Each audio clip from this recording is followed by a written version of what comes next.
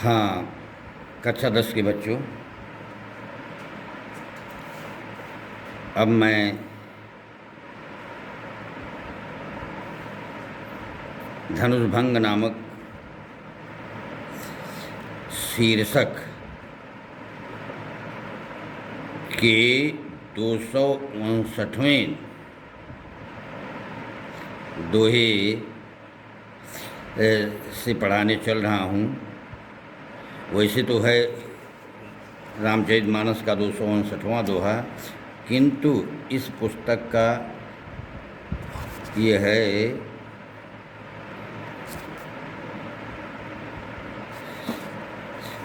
6वां दोहा है। तो मैं दोहा है, लखन लख्यौ रघुवंश मणि ताक्यो हर कोदंडु पुलकी गात बोले बचन चरण चापि ब्रह्मांड।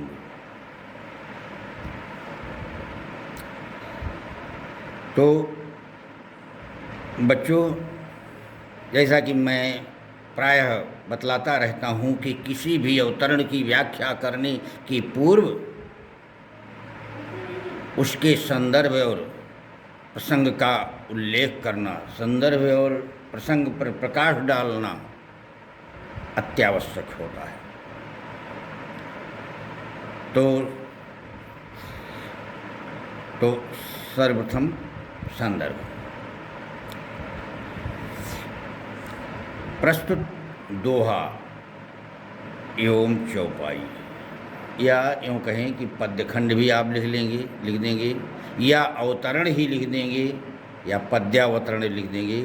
जो कुछ भी लिखना चाहें आप लिख सकते हैं। तो प्रस्तुत चौपाई, ये तो दोहा है, इसके नीचे चौपाई है। तो प्रस्तुत दोहा एवं चौपाई, या कह दो कि प्रस्तुत अवतरण या प्रस्तुत पद्यावतरण। प्रस्तुत पद्यावतरण या प्रस्तुत पद्यखंड, आप कुछ भी लिख सकते हैं। यानी प्रस्तुत पद्यखंड हमारी पाठ्य पुस्तक के, या इस नहीं प्रस्तुत, ये ज़्यादा उपयुक्त होगा कि प्रस्तुत पद्यखंड हिंदी काव्यांतरिक्ष के द्युतिमान भास्कर महाकवि तुलसीदास की लेखनी से प्रसूत रामचरितमानस नामक महाकाव्य से हमारी पाठ्य पुस्तक में संकलित धनुर्भंग नामक शीर्षक से अवतरित है।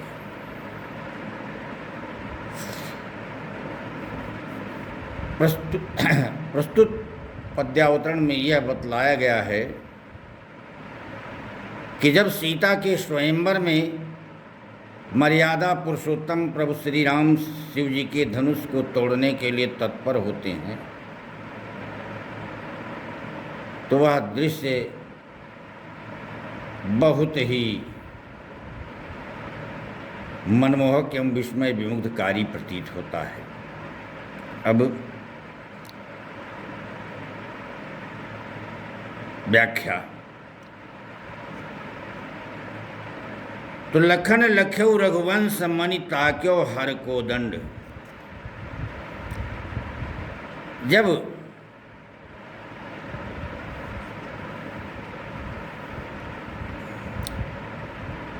रामचंद्र जी शिव जी के धनुष को तोड़ने के लिए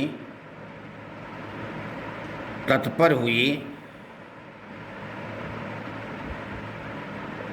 तो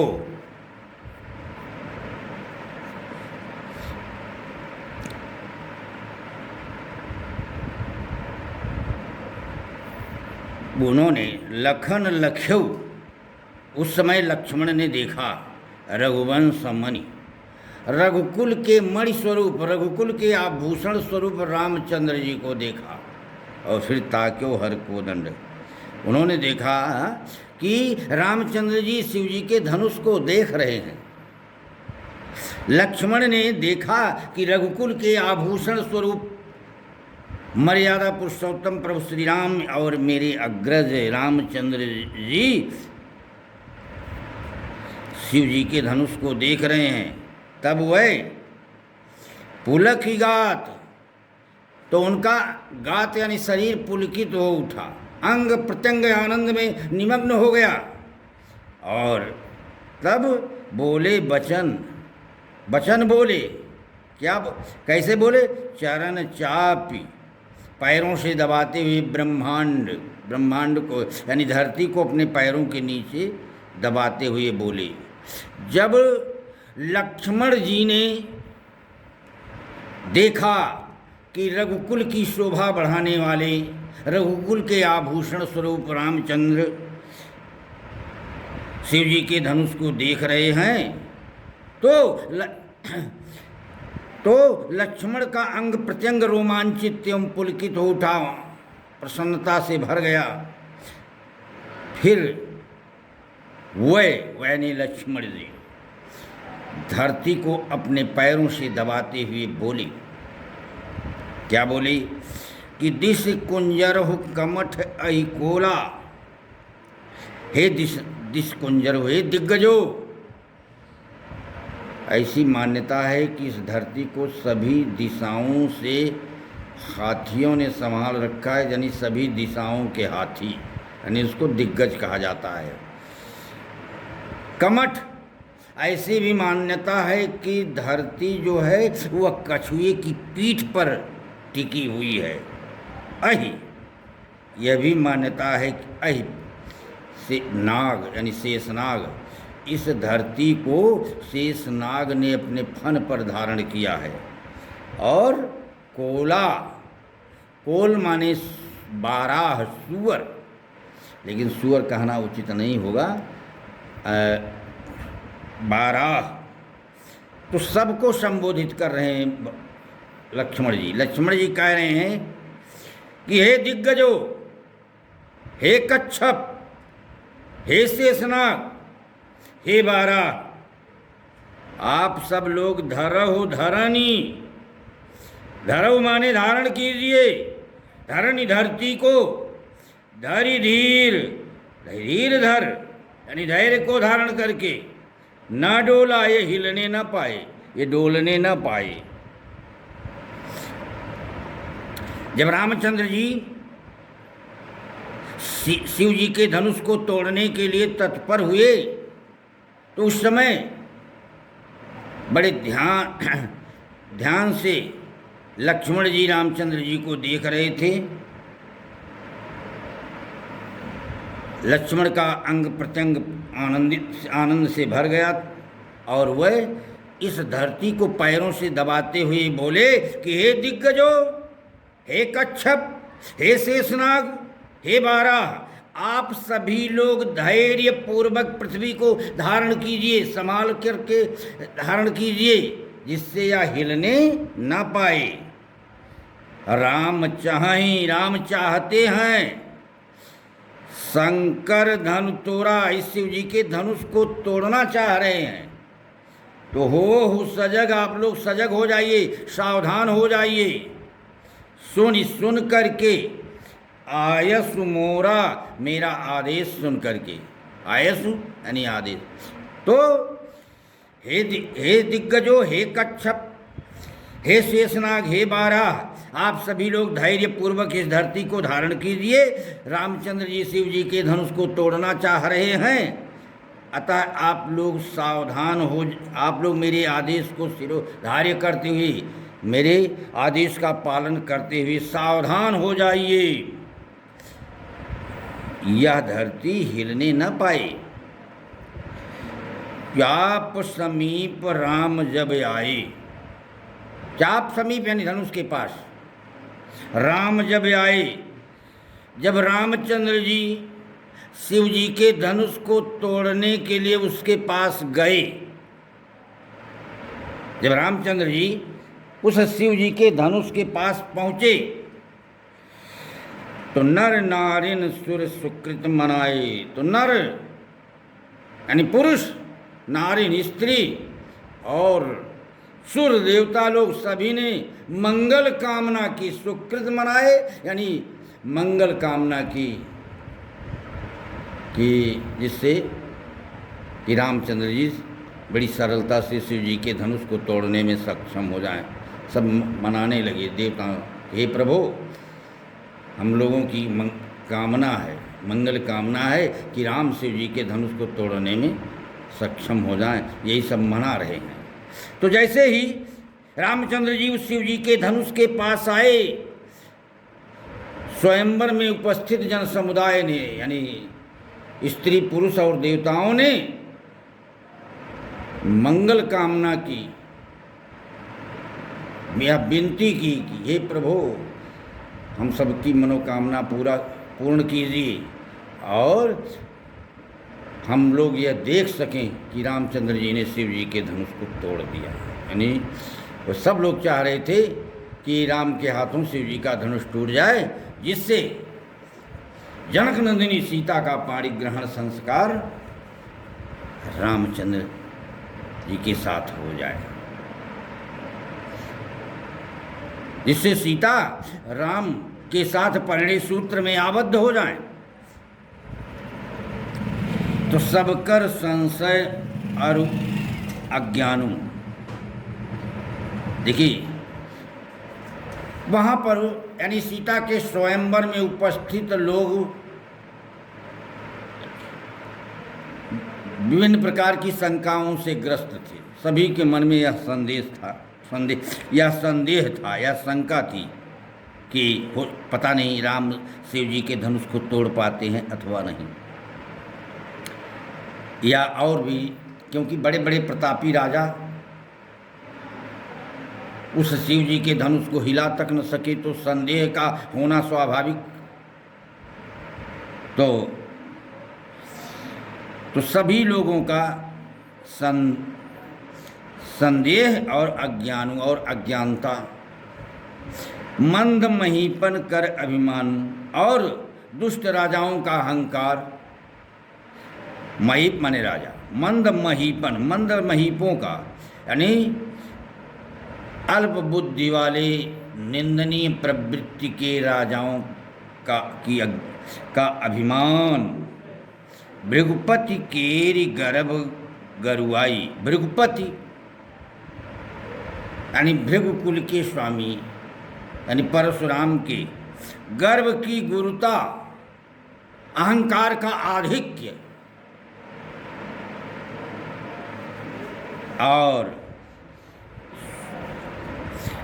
सूर्य मुनिवरन केरी कदराई, देवताओं और मुनियों की कातरता, देवताओं और मुनियों का कष्ट, सियकर सोच, सीता जी का दुख, जनक पछतावा, जनक जी का पश्चाताप, रानिन कर दारुण दुख दावा और रानियों का भयंकर दुख रूपी दावा नल,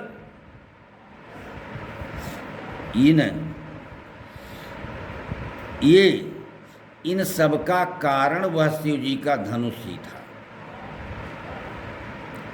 यानी सीता जी के स्वयंवर में उपस्थित सभी लोगों के मन में जो शंका उत्पन्न हो रही थी, वो सभी लोगों के मन में उत्पन्न शंका और अज्ञानता, दुष्ट राजाओं का अहंकार, परशुराम के अहंकार की अधिकता, देवताओं और मुनियों का कष्ट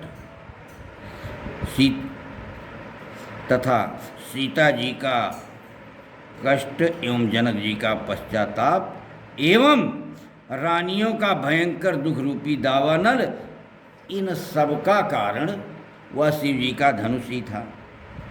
तो ये सब के सब शंभुचाप शिव जी के धनुष रूपी बड़ बोहित यानी विशाल धनुष को पा करके चढ़े जात, इस सब के सब चढ़े जा रहे हैं, सब संग बनाई, सब साथ बना करके। तो सबके सब यानी शिव जी के विशाल धनुष रूपी जहाज को पा करके सबके सब एक साथ चढ़े जा रहे हैं। कौन कौन? सभी वहाँ पर माने स्वयंवर उपस्थित सभी लोगों की शंका एवं अज्ञानता दुष्ट राजाओं का अहंकार, परशुराम के गर्भ की गुरुता यानी घमंड की अधिकता, देवताओं और मुनियों की कातरता, सीता जी का दुख, जनक जी का पश्चाताप तथा रानियों का भयंकर दुख रूपी दावानल, ये सबके सब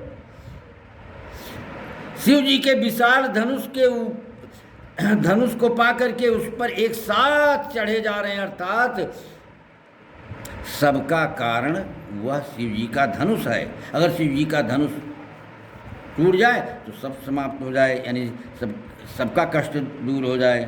तो राम बाहुबल सिंधु अपारू, और रामचंद्र जी की भुजाओं में सागर की तरह अथाह बल है, और सभी उस रामचंद्र देखिए रामचंद्र जी के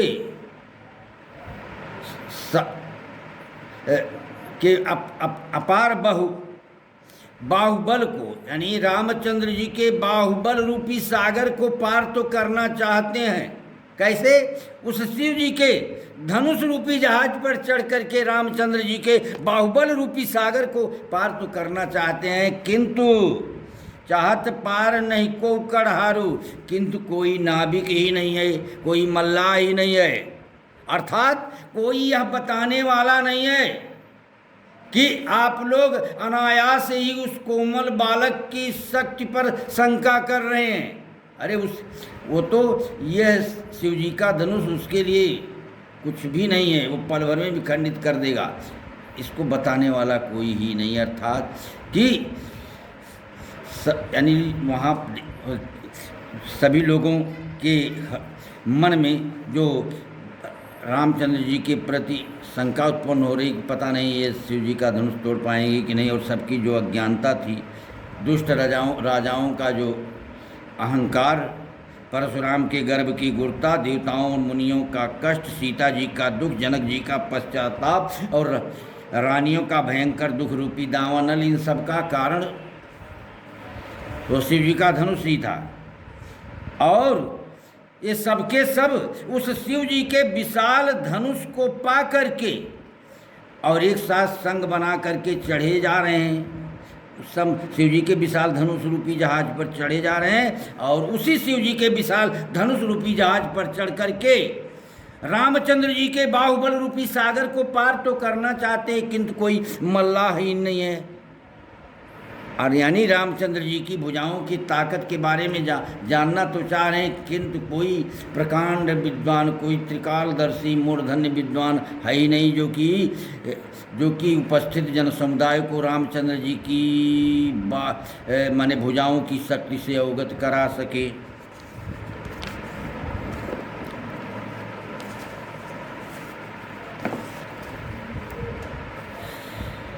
तो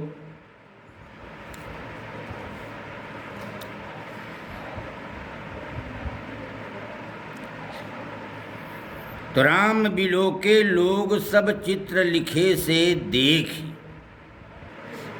और चितई सी कृपा यतन जानी विकल विषेक। तो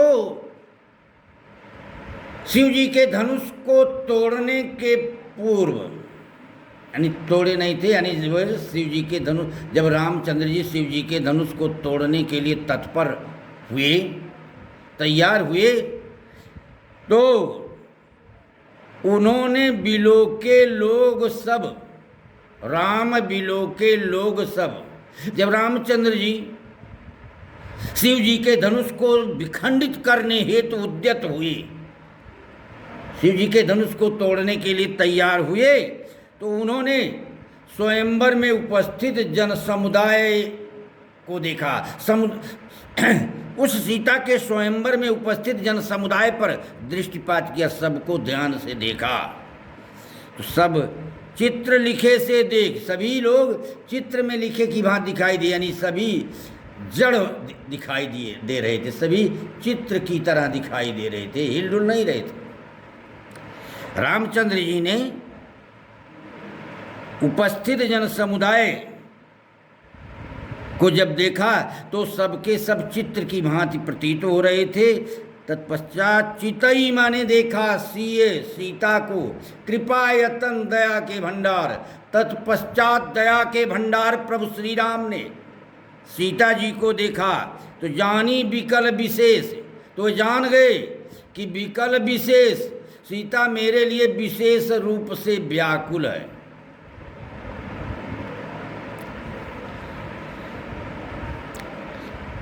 जब रामचंद्र जी शिव जी के धनुष को तोड़ने के लिए तैयार हुए तो सबसे पहले उन्होंने उपस्थित जन समुदाय की ओर देखा। तत्पश्चात उपस्थित जन समुदाय की ओर देखा ऐसा और समझ गए कि सब लोग एक चित्र की तरह दिखाई दे रहे हैं, यानी सब जड़। यानी रामचंद्र जी को उपस्थित जन समुदाय चित्र की तरह दिखाई दिया।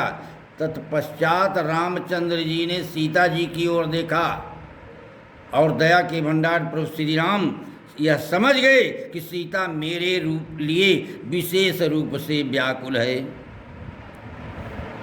तो देखी विपुल विकल वैदेही, देखी यानी देखा, विपुल विकल यानी अत्यधिक व्याकुल देखा, वैदेही यानी सीता को। रामचंद्र जी ने सीता जी को बहुत ही व्याकुल देखा और निमिष विहात, उनका एक एक पल जो है, एक एक क्षण, विहात यानी बीत रहा है, कल्प सम, कल्प के समान। समय की एक अवधि होती, बहुत बड़ा लंबा समय है, ते ही उनका। तो रामचंद्र जी ने देखा कि सीता मेरे लिए बहुत ही व्याकुल है, अत्यधिक व्याकुल है, और उसका एक एक पल एक एक कल्प की तरह बीत रहा है, यानी उसका समय काटे नहीं कट रहा है। तो मन में सोचने लगी, त्रिषित वारि बिनु, त्रिषित यानी यदि कोई प्यासा, वारि बिनु पानी के बिना, जो यानी यदि तनु त्यागा, यदि शरीर को त्याग देता है, यदि कोई प्यासा व्यक्ति पानी न पाने के कारण अपने शरीर का परित्याग कर देता है, यानी मर जाता है। यदि पानी न पाने के कारण किसी प्यासे व्यक्ति का देहावसान हो जाता है तो मुए करई का यानी मरने के बाद क्या किया जा सकता है, यानी मरने के बाद क्या हो सकता है, यानी मरने के बाद महत्वहीन हो जाता है। सुधा तड़ागा अमृत का तालाब। तो यदि कोई प्यासा व्यक्ति पानी ना पाने के कारण अपने प्राणों का परित्याग कर देता है, यानी मर जाता है, तो मरने के उपरांत यदि उसे अमृत के सरोवर में निमग्न कर दिया जाए तो भी कोई लाभ होने वाला नहीं। का वर्षा सब, माने कहने का तात्पर्य है कि यदि मैं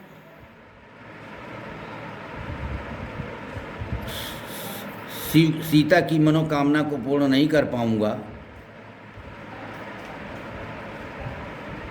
यानी यह और कहीं यह हृदय विदारक कष्ट सीता झेल न पाए और दिवंगत हो जाए तो बड़ी दुख की बात होगी। तो इसलिए कोई अनहोनी घटना न घट जाए, इसके पूर्व भी मुझे शिव जी के धनुष को तोड़ देना चाहिए। तो वही कह रहे हैं कि यदि कोई प्यासा व्यक्ति पानी ना पाने के कारण अपने प्राणों का परित्याग कर देता है तो मरने के बाद यदि उसे अमृत के तालाब में डुबो दिया जाए तो भी कोई लाभ होने वाला नहीं। का वर्षा सब कृषि सुखाने, ये पूरी सब कृषि यानी पूरी खेती, सुखाने माने सूख जाती है। तो का वर्षा, और उसके बाद यदि बरसात होती है तो तो उसका क्या महत्व है, यानी यदि जल के अभाव में यानी पानी न बरसने के कारण खेती सूख जाती है और उस कृषि के शुष्क हो जाने के पश्चात, यानी खेती के सूख जाने के पश्चात यदि बरसात होती है तो उस वर्षा की कोई उपयोगिता नहीं रह जाती। समय चुके पुण्य का पछताने। और यदि व्यक्ति के जीवन का महत्वपूर्ण समय निकल जाता है तो पश्चाताप करने से कोई लाभ नहीं होता, क्योंकि आयुषा क्षणे को अपि न लभ्या स्वर्ण कोटिकई। आयु का बीता हुआ एक क्षण करोड़ों स्वर्ण मुद्राएं देने के उपरांत भी प्राप्त होने वाला नहीं है। तो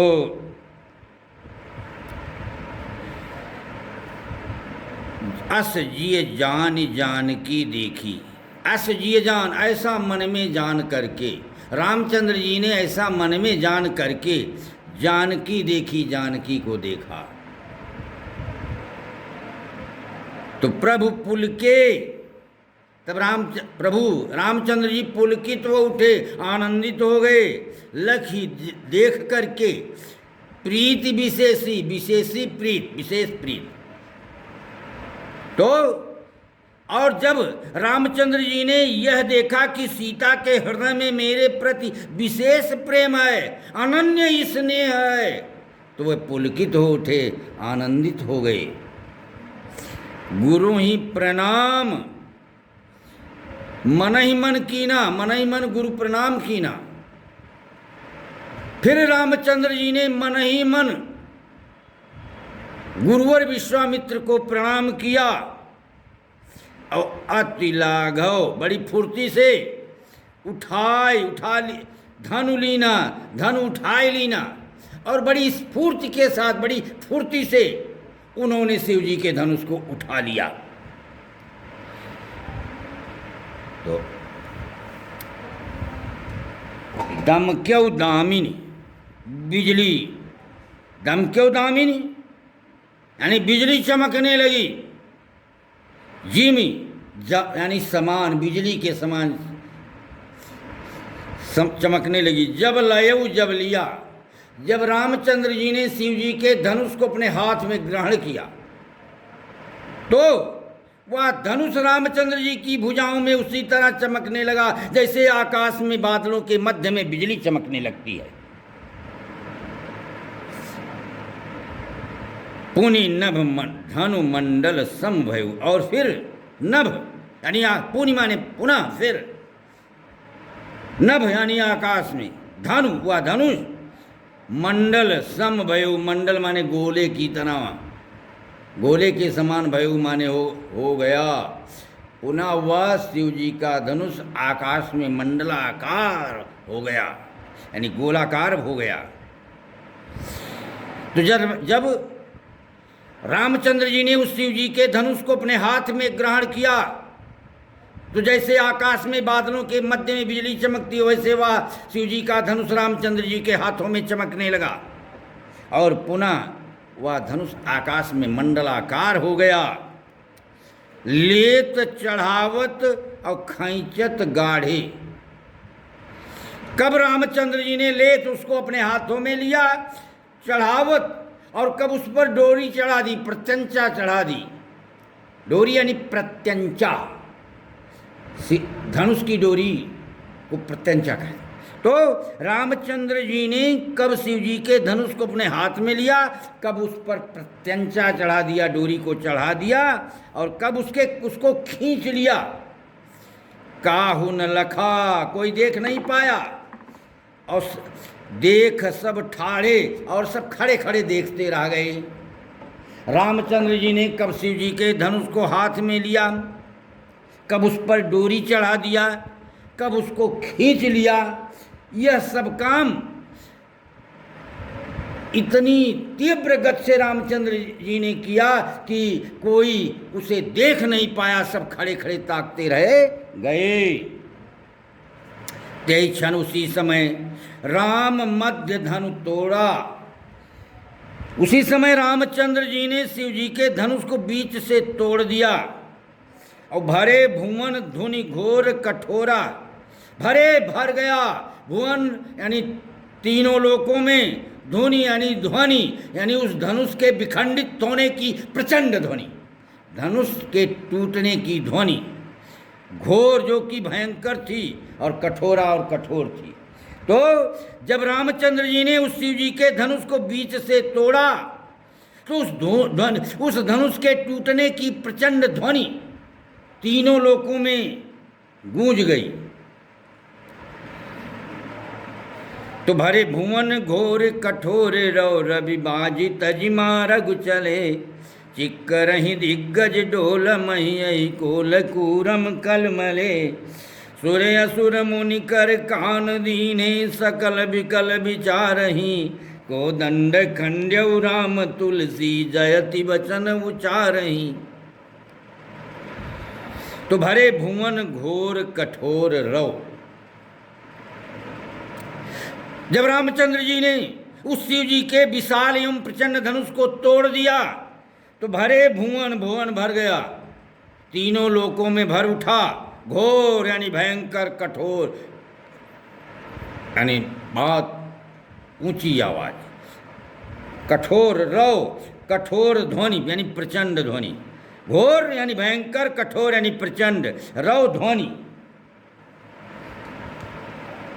तो जब धनुष के टूटने की प्रचंड ध्वनि, तीनों प्रचंड एवं भयंकर ध्वनि तीनों लोकों में गूंज उठी तो रविबाजी तज मार्ग चले। तो सूर्य के रथ के जो घोड़े थे वह दिग्भ्रमित हो गए, दिशाहीन हो गए, अपने मार्ग से भटक गए और चल पड़े। रविबाज यानी सूर्य के रथ के घोड़े, तज माने त्याग करके, मार्ग यानी रास्ते को चले, चल पड़े। जब शिव जी के धनुष के टूटने की प्रचंड एवं भयंकर ध्वनि तीनों लोकों में भर गई तो उस आवाज को सुनकर के सूर्य के रथ के घोड़े चौंक गए और दिशाहीन होकर के चल पड़े, दिग्भ्रमित हो गए। चिक्करहि दिग्गज, उस प्रचंड एवं भयंकर ध्वनि को सुनकर के चिक्करहि दिग्गज, हाथी चिंगाड़ने लगे, डोलमहि धरती हिलने लगी, अहि कोल कूरम कलमले, अहि माने शेषनाग, कोल यानी बाराह, कूरम कच्छप यानी दिग्गज, शेषनाग, बाराह और कच्छप जिन्होंने इस धरती को धारण कर रखा है, सबके सब कलमले यानी व्याकुल हो गए। सुर असुर मुनि कर कान दीने, सुर देवता, असुर राक्षस, मुनि सबने अपने अपने कानों पर हाथ रख लिया और सकल विकल विचारहि यानी कोई चौंक गए और सबने अपने अपने कानों पर हाथ रख लिया। जैसे आप आज देखते हैं जब कहीं पटाखा वटाखा दगता है तो जो लोग ऊंची आवाज़ को सुनने के अभ्यस्त नहीं है तो वह अपने कानों पर हाथ रख लेते हैं।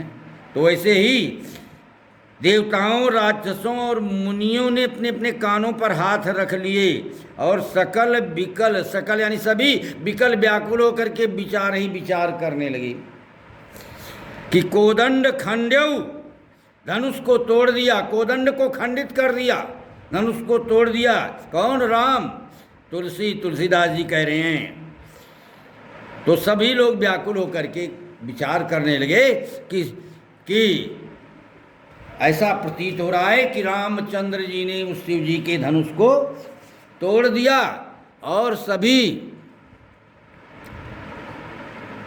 जय जयकार करने लगे। जय जयकार के वचन, जयति वचन उच्चारहि, जयति वचन उच्चारहि यानी जय जयकार के वचनों का उच्चारण करने लगे।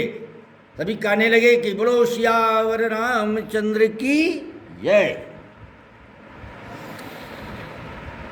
तो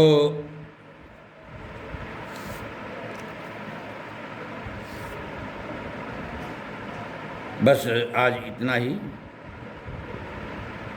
जय हिंद, जय भारत।